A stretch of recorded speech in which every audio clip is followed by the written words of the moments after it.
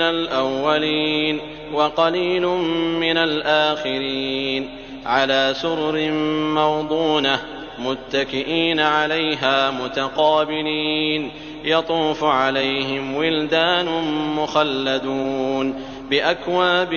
وأباريق وكأس من معين لا يصدعون عنها ولا ينزفون وفاكهة مما يتخيرون ولحم طير مما يشتهون وحور عين كأمثال اللؤلؤ المكنون جزاء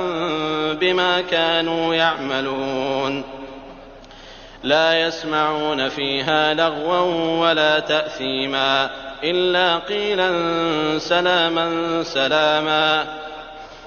وأصحاب اليمين ما أصحاب اليمين